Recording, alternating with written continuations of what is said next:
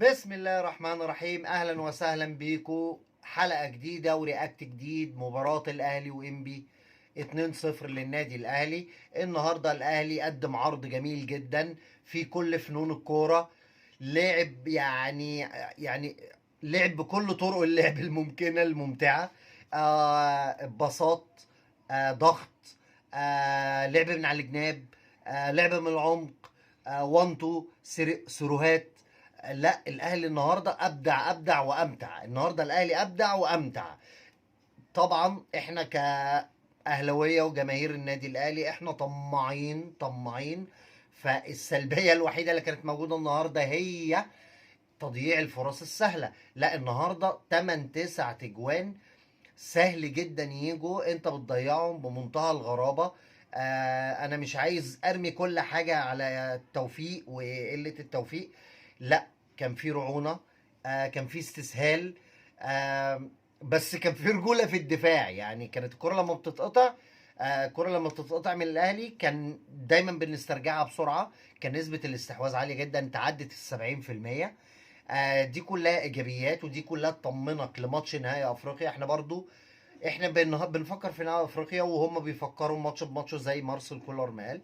بس احنا لازم نعالج السلبيه دي، لان نهائي افريقيا الهجمه من دي ممكن نندم عليها.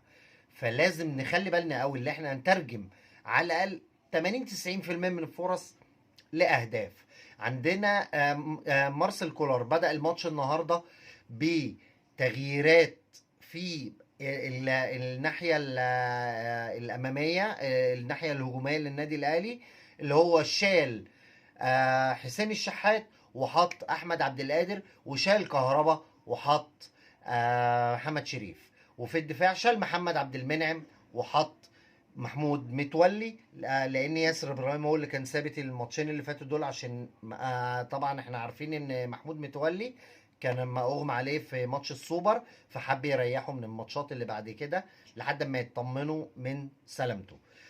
يبقى دي التغييرات اللي حصلت بس، والباقي كله زي ما هو. طبعا كده كده الشناوي مستبعد ومصاب، فكده كده ما كانش هيلعب.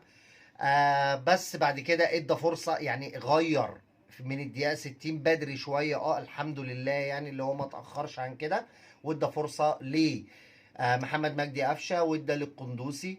انا شايف ان وادى للسوليه كمان. وانا شايف وطلع بيرستاو، ده كان اهم حاجه، كان لازم يريح هو وحمدي فتحي. وانا شايف ان احمد عبد القادر النهارده ادى اداء جيد، بس كان برضه في حته انانيه لازم يتخلص منها ويستخدم مهارته دي للجماعه. في كذا كرة عايز يرقص واحد اتنين وتلاته، لا، باصي. انت لو بصيت لزميلك اللي في موقع احسن منك هتيجي جون 100%. مش لازم انت تعمل كل حاجه. انت يا عم يعني اعمل الصعب وادي السهل، ريح زميلك. مش عايز انت ما ينفعش انت تعمل كل حاجه. ما تبقاش كره جماعيه، العب لعبه فرديه يا احمد يا عبد القادر. احنا كلنا بنحبك يا احمد وعايزينك تبقى احسن، لان انت لما تبقى احسن وتنتج هيبقى ده للنادي بتاعنا. احنا يهمنا النادي، ما يهمناش اشخاص. انت لو فضلت على كده الناس هتكرهك ومش هتحبك تنزل الملعب، حتى لو هترقص الفريق كله. احنا اهم حاجه عندنا الاهلي. حط دي في دماغك يا احمد عبد القادر. انت لما تنتج وتصنع احسن ما تسجل بالنسبه لنا. احنا عايزينك تصنع، مش عايزينك تجيب يا عم جوان. اعمل الصعب ودي سهل على زميلك. ده بالنسبه لاحمد عبد القادر. بيرسي تاو انا كان رايي غلط اصلا اللي هو كان يبدا بيه النهارده. هو الراجل النهارده برضو يعني عمل اللي عليه، بس انا كان قصدي اللي هو لازم يريحه زي حسين الشحات مثلا. وطبعا في نص الملعب انا كان رايي اللي هو لازم يريح يا اما حمدي فتحي يا اما مروان عطيه. هو برضو دفع بيهم، بس مش مشكله خلاص، الماتش وعدى. بس لازم الماتشين اللي جايين دول لازم يريح برضو معظم اللعيبه دي. القندوسي النهارده عمل مباراه عاليه قوي. الراجل ده كورته جميله جدا وكورته عاليه قوي قوي قوي قوي. هو قفشه النهارده نزلوا مسكوا الملعب اكتر برضو، وعملوا كميه فرص للمهاجمين ولنفسهم رهيبه. كان لازم نستغلها احسن من كده. طبعا مش هتكلم على طاهر محمد طاهر، يعني والله انا شايفها سوء توفيق. الكوره اللي حصلت دي وهو قدام الجون، انا متهيألي هو كان عايز يعملها تشيب من فوق الجون، بس رجله ممكن تكون خدت النجيله معاه.